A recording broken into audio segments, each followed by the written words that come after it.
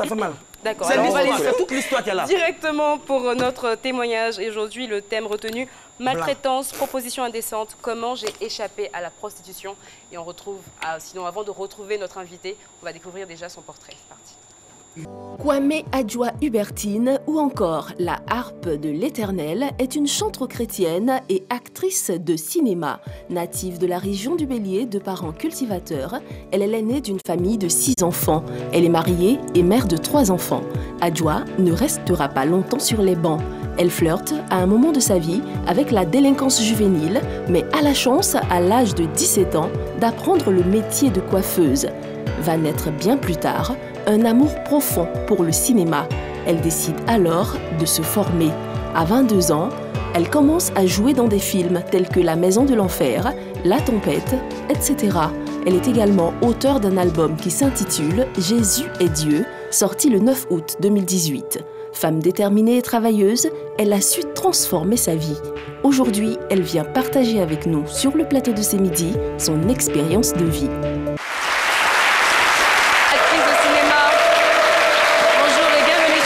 C'est midi. Bonjour. Bienvenue. Merci. D'accord. Bon, on va démarrer l'entretien avec vous dans un petit instant. Alors, Madame Kwame Adjoa Hubertine, donc je rappelle, vous êtes chanteuse chrétienne et actrice de cinéma. Vous avez vécu une enfance difficile, loin de vos parents.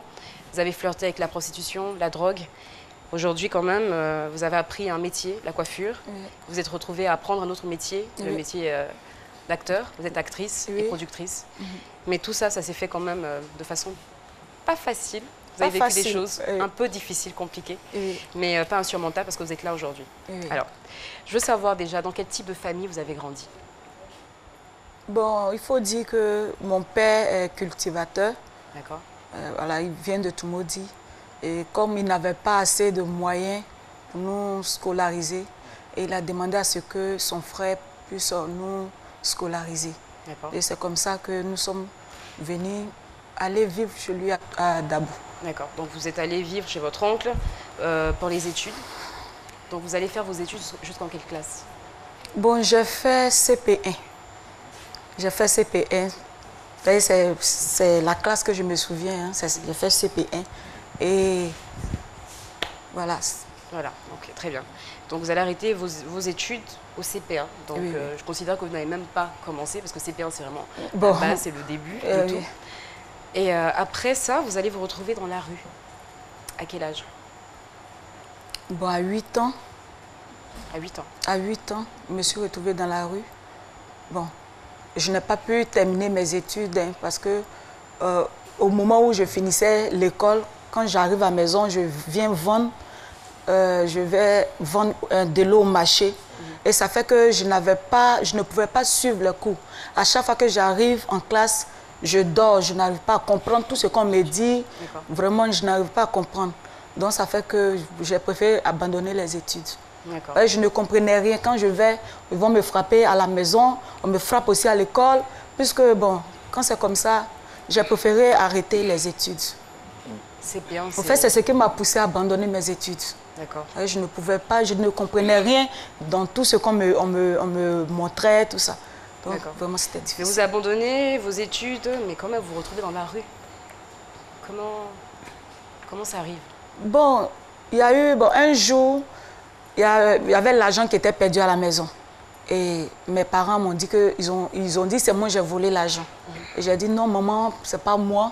Elle a dit non, que c'est moi qui ai pris. Voilà, donc, elle m'a frappée. Après, lui aussi, il est venu m'a frappée. Vraiment, j'étais blessée sur tout mon corps. Et je n'ai pas pu supporter, j'ai fui de la maison. C'est comme ça que je me suis retrouvée dans la rue. Donc vous vous retrouvez dans la rue, forcément, vous ne connaissez personne. Vous ne connaissez pas non plus le chemin pour rentrer chez vos parents. Donc vous vous retrouvez à la rue. Oui.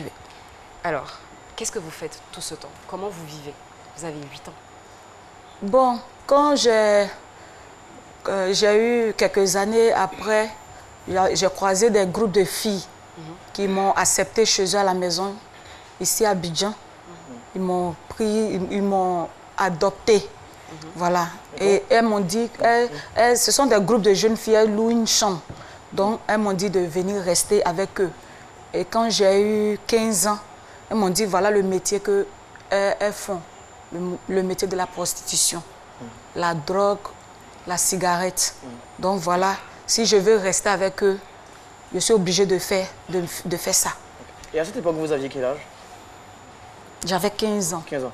Donc, de 8 ans à 15 ans, comment vous viviez? Vous êtes dans la rue, comment vous mangez, comment vous... Bon, arrivé un certain temps, je me suis retrouvée dans la rue, où je faisais mon bagage, je demandais de l'argent aux gens. Mais vous dormiez où? En bas du pont, dans Djamé. À Djamé, là? Oui, dans la rue.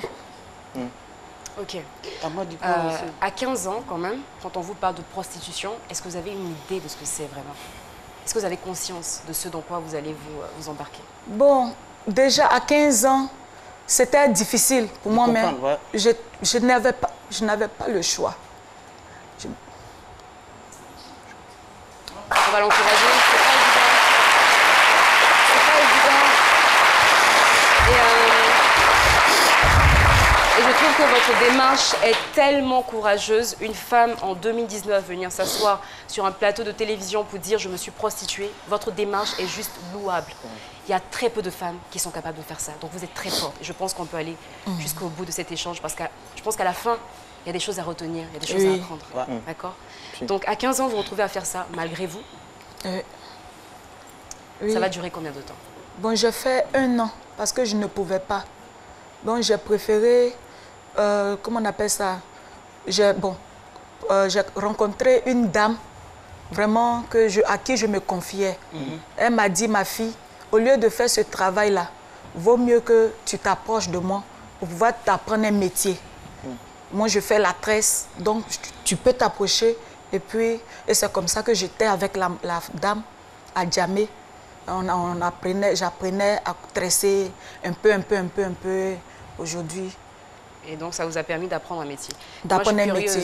C'est-à-dire qu'au CP1, vous arrêtez vos études, à 8 ans, vous vous retrouvez dans la rue, à 15 ans, vous êtes confronté à la prostitution, à la drogue. Où sont vos parents dans tout ça? Bon, moi, mon papa, il est au village.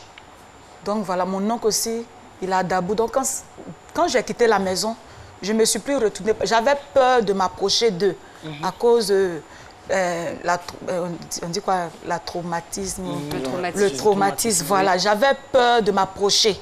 C'était difficile pour moi-même. C'est tout récemment même que moi et ma petite sœur, on a pu faire un effort pour aller les voir et oublier tout pour aller sur de nouvelles bases. Ça n'a pas été facile pour moi de m'approcher. Alors, allez-y. Lorsque vous étiez avec vos camarades qui essayaient de vous initier à un métier qui ne vous plaisait pas, mais vous étiez obligé de les suivre. Lorsque vous avez commencé à avoir un peu d'argent, pourquoi vous n'êtes pas allé au village pour voir votre papa, pour lui parler de votre situation? Ok, merci beaucoup. Quand je quittais comment on appelle ça? Quand je quittais le village, j'étais petite. Donc, je ne connaissais pas la route même de mon village. Vous ne pas du chemin. Voilà, donc c'était... un jour, j'étais là, je me suis rappelé, dit, mais mes parents qui sont à Dabou disaient que je viens de Toumaudi. Donc, c'est comme cela que je suis allée.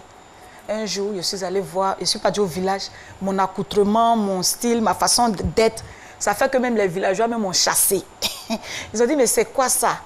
Pourquoi tu es devenue comme ça? Pourquoi est-ce que tu es devenue comme ça? Donc, ma maman même m'a dit, ma fille, pardon, il faut partir de ce village. Après, tout le monde est en train de parler pour dire, tu t'habilles moitié nu, tu es bizarre, un bout d'oreille, d'un nez, tout ça, il faut partir. Donc, c'est comme ça que ma maman m'a essayé de m'aider un peu pour dire d'arrêter cette vie, tout ça. Donc, quand je me suis retournée à Abidjan, c'est là que je suis allée voir la dame que je côtoie et cette dame m'a prise elle m'a pris comme sa propre fille, elle m'a mis dans un métier. D'accord. On est déjà content de savoir qu'il y a eu une évolution, que votre histoire ne va pas se terminer sur une note triste. On en saura plus. Donc la suite de cette histoire, qu'est-ce que vous avez fait après? Est-ce que vous avez appris d'autres métiers? Est-ce que vous avez rencontré l'homme de votre vie? Et tout ça juste après la pub.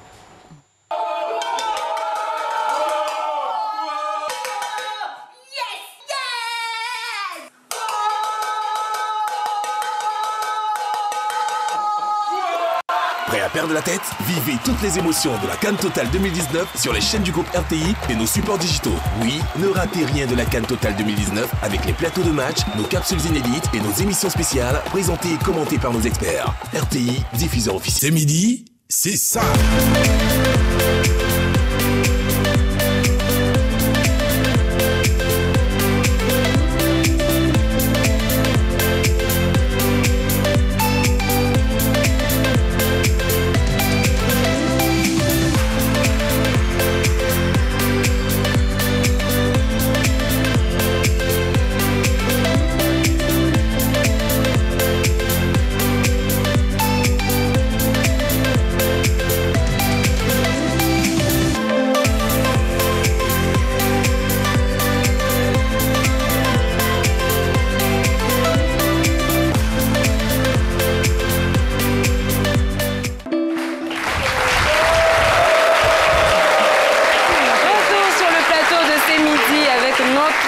Madame Kwame Adjoa Hubertine. Non, ne vous asseyez pas, ne vous asseyez pas. Avec notre invité Kwame Adjoa Hubertine, mais également avec l'association des épouses des militaires de Côte d'Ivoire. Alors, l'association des épouses militaires de Côte d'Ivoire, avec à sa tête Madame Doumbia-Si Fatimata, pardon, épouse du chef d'état-major général des armées. Du coup, je suis obligée de me lever quand même. Non, c'est une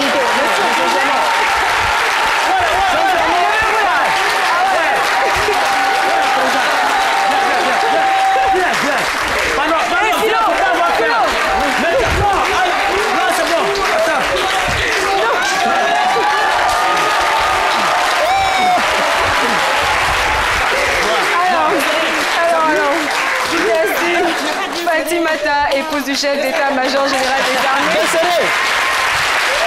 Elle célèbre donc les mamans le samedi 8 juin 2019 à 14h à l'auditorium de la Kestab d'Abidjan Plateau sous le thème Cohésion et solidarité entre les épouses de militaires. Et je trouve que c'est un très beau thème, vraiment. Bravo. Et à côté, nous avons la Fédération des élèves et étudiants du district du Zanzan.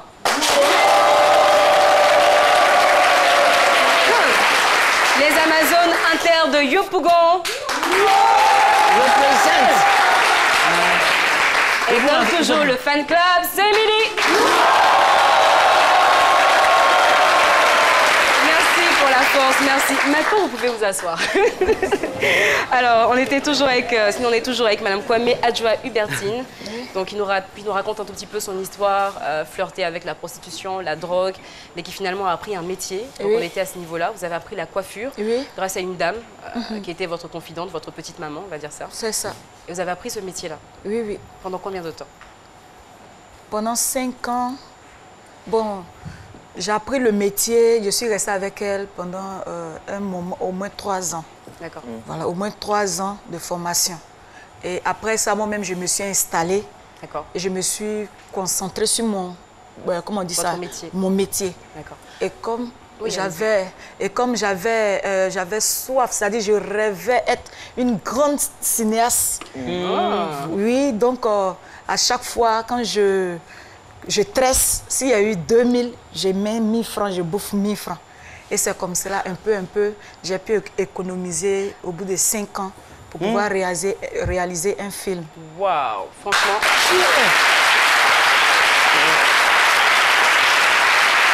Alors, attendez, quand même. Vous êtes coiffeuse. Oui. Pendant que vous êtes... Alors, moi, ce que je veux savoir, pendant que vous apprenez la coiffure, comment vous vous sentez? Parce que vous avez derrière vous un passé qui est lourd, vous avez fait des choses que vous n'aimiez pas forcément. Oui. Dans votre corps de femme, dans votre âme, comment vous vous sentez? Bon, il faut dire que gagner l'argent, la sueur de son front est le meilleur, comment on dit ça, façon d'avoir l'argent. Donc, j'étais fière. Voilà. Et même, j'étais même allée chercher ma petite soeur au village pour qu'elle vienne apprendre la coiffure avec moi. Et je l'ai même appris à coiffer. Elle est là sur le plateau. Je l'ai même appris à coiffer aujourd'hui. Elle allait en Tunisie. Elle a pu... Tout ça. Et ce qui est bien, mais ce que je trouve bien par-dessus tout dans dans votre histoire, c'est que vous vous dites je veux être productrice de film. Oui. Tout le monde se serait dit mais si j'ai pas 10 000 ans, je peux pas y arriver. Et vous vous dites je suis coiffeuse mais je vais y arriver. Je vais mettre 1 000 francs de côté, 2 000 de côté. Je vais réaliser mon rêve. Ça, je pense que franchement, chapeau. Très bas. Merci. Et vous avez réalisé des longs métrages, je pense. Oui. Notamment un long métrage qui est passé même déjà sur la RTI, La Tempête. Oui. En fait, votre parcours est rempli d'enseignements et je pense que toutes les femmes et surtout les hommes aussi qui nous regardent pourraient en apprendre beaucoup. Maintenant, la question c'était de savoir est-ce que dans votre métier de réalisatrice, c'était pas une manière, c'était pas un confessionnat pour vous, une manière de dépeindre, sinon de raconter votre vécu, de raconter vos douleurs, tous les drames par lesquels vous êtes passés? Bon, il faut dire que c'est maintenant même que j'ai un film, une série, cette fois-ci c'est une série, et je veux faire, c'est la première saison que nous sommes en train de se préparer, après on aura 2, 3, 4, 5 saisons. Peut-être 10 même, c'est ce qu'on vous 10 souhaite. aussi. Oui. Si j'ai eu des sponsors, des gens pour m'aider à réaliser ces grands projets. Vous avez commencé sans aide. Je vous promets que lorsqu'on veut véritablement faire quelque chose, il y a des choses qui se passent. Et justement, cette série-là va raconter votre vie. Voilà. D'accord. C'est cette série qui va raconter ma vie. Le doyen. Oui, notre invité, je veux savoir, au moment où vous broyez du noir, vous avez des camarades qui vous ont proposé ce qu'elles croyaient avoir de mieux, ce qu'elles croyaient avoir de bon. Elles vous ont fait la proposition.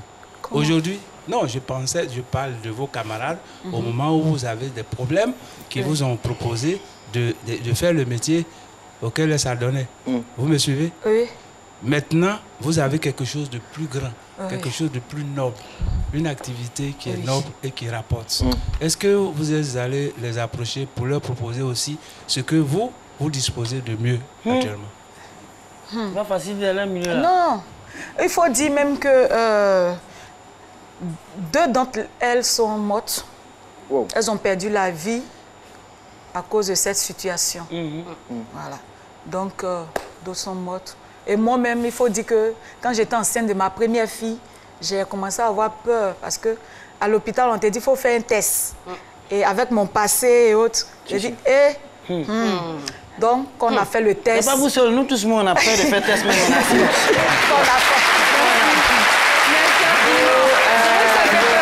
Mais il faut connaître son statut. Donc Oui, voilà, c'est important, c'est de toutes les manières. Donc je vous conseille, ceux qui ont peur comme Philo, allez faire votre test. Moi, je ne rien, mais c'est mon passé, c'est tout. Ok, très bien. Donc je pense que vous avez également de nombreuses questions que vous posez, que vous avez laissées sur la page Facebook C'est Midi. Et donc il est là pour poser ces questions-là, Monsieur Paulus Agathon.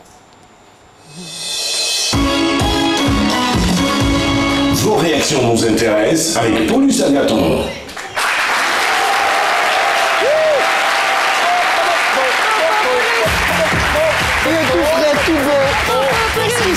Merci à Lucine, bonjour Grace. Bonjour Paulus, vous connaissez votre statut? Oui, je le connais. Ok, très bien, on y va. C'est quoi? C'est O positif ou O plus? C'est XZ. Alors, sur la page Facebook C'est Midi, on a Flore Ouléa. Flore Ouléa et Eric Binawe qui dit aujourd'hui quels sont vos rapports avec les parents dont vous avez quitté la maison. Est-ce qu'ils vous ont recherché? Est-ce que vous avez rétabli le contact? Oui. Tout à l'heure, je disais que ça n'avait pas été facile. Ça n'avait pas du tout été facile de nous approcher. Voilà. Donc, la semaine, le mois passé, moi et ma petite soeur, nous sommes allés voir notre maman. Notre papa, lui, on les a donné un présent pour dire que papa, vraiment, on a cru que vous étiez dur avec nous, méchants, mais on a réalisé que votre dureté, c'est-à-dire votre l'éducation aujourd'hui a fait de moi une femme forte, une femme battante, vraiment une femme déterminée. Donc vraiment, par la grâce de Dieu.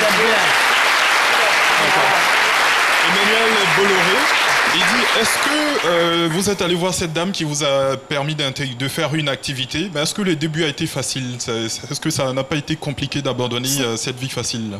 Bon, puisque moi-même, je ne voulais pas. Ça. Voilà, donc ça a été facile. Une sorte d'échappatoire. Voilà, ça a été facile parce qu'elle était toujours là pour moi. Quand j'avais besoin de quelque chose, avant, je m'habillais presque nue. Je portais les petites culottes, les petits trucs. Mais elle m'a appris à m'habiller décemment. Ouais. Vraiment, elle m'a donné une autre éducation. Vous êtes toujours en contact avec elle, hein? Vous êtes toujours en contact avec elle? Elle vit plus, malheureusement. Oh là. Elle est décédée, d'accord. D'accord. Le dernier message, c'est celui de Marc-Arthur Oloté. Il dit « On est ravis d'apprendre qu'au-delà des tractations que nous offre la vie, certaines personnes réussissent à tirer leur épingle du jeu. Et la vie de cette dame est une illustration qui montre que malgré les propositions indécentes, on peut sortir et arriver à écrire une page blanche de son histoire. » Maintenant, pour terminer, il a une question. Il demande « Quel conseil pouvez-vous donner à ces jeunes filles qui s'adonnent aux pratiques que vous avez abandonnées là ?» Ok, moi, le conseil que je peux donner aux jeunes filles, c'est de vraiment chercher à travers de leurs 10 doigts. C'est bien ça. Même à travers des servantes, tu peux faire. Oui. Même si tu n'as pas l'argent pour entreprendre, tu peux commencer. Et toute une personne a un rêve. Ouais. À moins que toi, tu ne sais pas ce que tu veux. Tu dois avoir un rêve. Devenir quelqu'un, devenir réussi. Donc, avec même le travail de métier de servante, tu peux même épargner un peu pour pouvoir faire devenir quelqu'un. Il ne faut pas vraiment compter sur garçon. Voilà, on n'a rien. Compter sur garçon.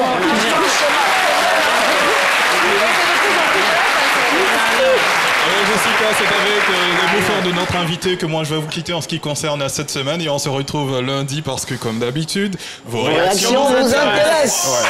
Super police. Bon. Madame Kwame Adjoa-Hubertine, merci pour votre témoignage. Mais il y a un point qui pour moi est très important. Vous êtes sur ce plateau, tout le monde se dit « Oh, il y a le courage et tout ». C'est parce que vous avez aussi le soutien de votre mari. Oui, bien sûr. Parce que votre mari, il connaît votre passé. Oui. Et vous lui avez dit « Je viens à la télé pour parler de mon passé ». C'est ça. Et il vous a soutenu. Franchement, je veux qu'on applaudisse son monsieur. Franchement. Merci. Merci infiniment. Et je vous souhaite bonne chance pour vos projets, pour la suite. Voilà, c'est lui qui est là. Voilà, c'est lui qui est là. Merci infiniment. Notre appel à témoin va donc nous quitter.